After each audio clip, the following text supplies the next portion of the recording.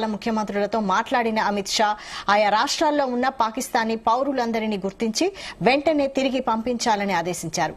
Home మంత్రిత్వ శాఖ స్థాయిలో ఉత్తర్వులు జారీ చేశారు.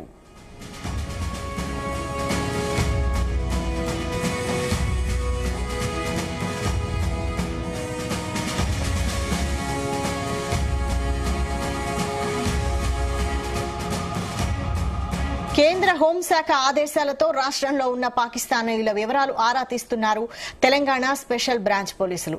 ఇప్పటి వరకు స్పెషల్ బ్రాంచ్ లో 208 మంది పాకిస్తానీయులు రిజిస్టర్ అయినట్లు తెలుస్తోంది. వీరిలో లాంగ్ టర్మ్ వీసా ఉన్న వాళ్లు 156 మంది కాగా షార్ట్ టర్మ్ వీసా కలిగిన వారు 13 మంది. వారంలోపు దేశం విడిచి వెళ్లాలని కేంద్రం ఆదేశించడంతో వాళ్లందరినీ పంపించే పనిలో ఉన్నారు స్పెషల్ బ్రాంచ్ పోలీసులు.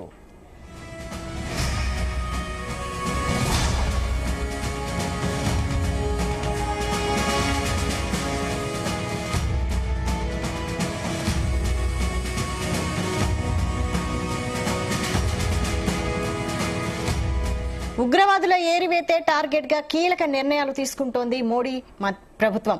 హోం మంత్రిత్వ శాఖ మరిన్ని చర్యలకు దిగింది. ఇక పాకిస్తాన్ పౌరులకు 17 రకాల వీసాలను రద్దు చేసింది. దేశంలోని అన్ని రాష్ట్రాల ముఖ్యమంత్రులతో మాట్లాడిన అమిత్ షా ఆయా రాష్ట్రాల్లో ఉన్న పాకిస్తానీ పౌరులందరినీ గుర్తించి వెంటనే తిరిగి పంపించాలని ఆదేశించారు. దీనికి సంబంధించి మరిన్ని updates chief news coordinator Radhakrishna అందిస్తారు. రాధాకృష్ణ. Good afternoon Vaishali. పహల్గాం ఘటన తర్వాత భారత్ సంబంధించి పాకిస్తాన్ విషయం చాలా కీలక నిర్ణయాలు తీసుకుంటూ వస్తుంది. ఈ నేపథ్యంలోనే భారత్ లో ఉన్నటువంటి పాకిస్తాన్ విషయంలో కూడా మరొక సంచలన నిర్ణయం తీసుకుంది. దాదాపుగా 17 రకాల వీసాలను రద్దు చేస్తూ కేంద్ర హోంమంత్రి శాఖ కీలక ప్రకటన చేసింది. ఈ నేపథ్యంలో ఈ రోజు స్వయాన హోంమంత్రి అమిత్ షా అన్ని రాష్ట్రాలకు సంబంధించినటువంటి సీఎంలతో ముఖ్యమంత్రులతో నేరుగా మాట్లాడారు. ఆయా రాష్ట్రాల్లో ఉన్నటువంటి పాకిస్తాన్ సంబంధించిన జాతీయులను వెంటనే గుర్తించి తిరిగి వారిని పాకిస్తాన్ పంపించాల్సిందిగా ఆదేశాలు జారీ చేశారు.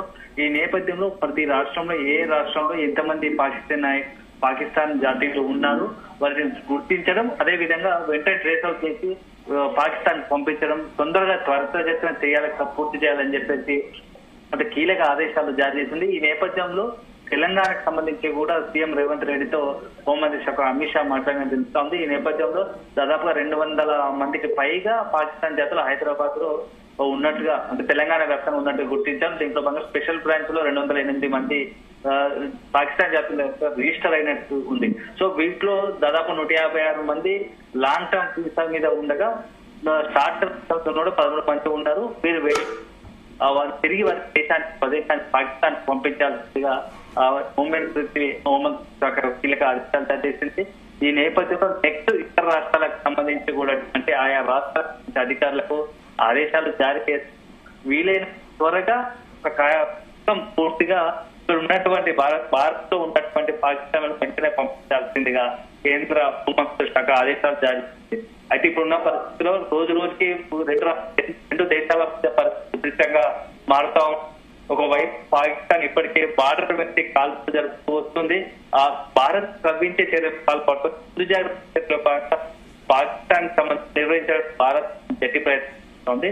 ఈ నేపథ్యంలో ఇది ఒక మరొక సంచలన నిర్ణయం తీసుకుందని చెప్పుకోవచ్చు. మొత్తంగా ఇక్కడ ఉన్నటువంటి పాకిస్తాన్ లో వెంటనే భారత్ ను విడిచి పాకిస్తాన్ కు వెళ్ళిపోవాల్సింది. ఎవరైనా అక్రమంగా ఉంటే మాత్రం వాటిని వెంటనే గుర్తించి నిర్బంధించైనా సరే పాకిస్తాన్ కు పంపించాల్సిందిగా అమిత్ షా ఆయా సీఎంలకు పూర్తి స్థాయితో ఒక చర్చించినట్టుగా తెలుస్తోంది. ఇది ఇలా ఉంటే ఉద్రిక్త పరిస్థితులు కాశ్మీర్ లో ఇప్పటికే ఒకవైపు కాల్పుల మొక్క జరుగుతూనే ఉంది. పాకిస్తాన్ సంబంధించి బార్డర్ లో ఇల్లు బార్డర్ లో కాల్పులను పాకిస్తాన్ సంబంధించిన బలగాలు కాల్పు జరుపుతున్నారు. దీన్ని మన ఇండియన్ సైనికులు కూడా దాన్ని అడ్డుకునే ప్రయత్నం చేస్తున్నారు. తీవ్రంగా వారి యొక్క పాకిస్తాన్ యొక్క చర్యలను ఖండిస్తూ ఇప్పటికే ప్రపంచ వ్యాప్తంగా అంతర్జాతీయ వ్యాప్తంగా పాకిస్తాన్ పురుష బుద్ధిని ప్రపంచానికి వెలిచాటేలా చేస్తా ఉన్నారు.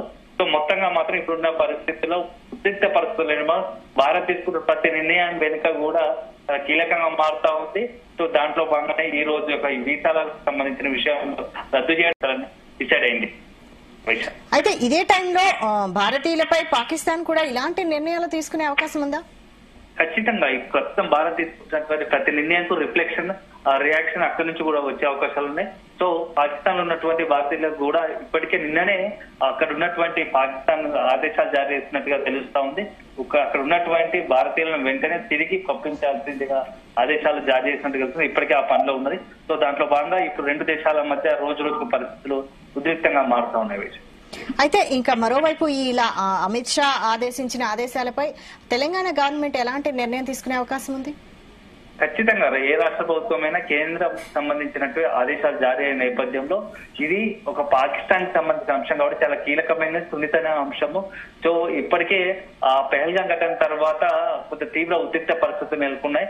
ఏ చిన్న పొరపాటు జరిగినా దాని యొక్క చర్య తీవ్రంగా ఉంటుంది కాబట్టి వెంటనే ఈ యొక్క కేంద్ర ఆదేశాల అనుసారం ప్రకారం ఇక్కడ ఉన్నటువంటి తెలంగాణ ప్రభుత్వం కూడా వెంటనే పోలీస్ శాఖకు కీలక ఆదేశాలు జారీ చేస్తుంది. ఇప్పటికే రంగంలోకి దిగినటువంటి పోలీస్ స్పెషల్ బ్రాంచ్ పోలీసులు ఎక్కడెక్కడ ఎవరు ఉన్నారు, ఎంతమంది ఉన్నారు, వాళ్ళందరి ఐడెంటిటీ చేసి తర్వాత తదనుగుణంగా వారిని పాకిస్తాన్ కు పంపించేందుకు ఏర్పాట్లు చేస్తున్నట్టుగా తెలుస్తా ఉంది వైశాఖ్. అయితే హైదరాబాద్ లో అనధికారికంగా చాలా మంది పాకిస్తానీలు ఉన్నారనే సమాచారం ఉంది కదా, మరి దానిపై తెలంగాణ ప్రభుత్వం ఎలాంటి చర్యలు తీసుకునుంది? ఖచ్చితంగా ఇప్పుడు ఉన్నటువంటి పోలీస్ రికార్డు ప్రకారం అఫీషియల్ గా ఉన్నటువంటి సమాచారం ప్రకారం వారిని ఎవరైతే ఉన్నారో ఇప్పుడు ఆ పోలీస్ రికార్డు ప్రకారం దాదాపు 208 మంది ఉన్నారు. వాటిలో 156 మంది లాంగ్ టర్మ్ వీసా మీద ఉండగా కొంతమంది మిగతా వారు షార్ట్ టర్మ్ వీసా ఉన్నారు. ఫస్ట్ వాళ్ళని ఐడెంటిఫై చేసి అఫీషియల్ గా పంపిస్తారు. కేవలం నిబంధనలకు విరుద్ధంగా అక్రమంగా ఉన్న వారి విషయంలో చాలా కఠినంగా ఉండాల్సి వస్తుంది. సో ఇప్పటికీ కొన్ని బంగ్లాదేశ్ సంబంధించిన వాళ్ళు ఉన్నట్టు రికార్డులో ఉన్నది. అనేక ఆరోపణలు ఉన్నాయి. ఇప్పుడు మరోసారి పాకిస్తాన్ సంబంధించిన అట్లాంటి వారు ఉంటే వాటిని గుర్తించి వారిని పాకిస్తాన్ పంపించే అవకాశాలు కూడా ఉన్నాయి. Right, thank you.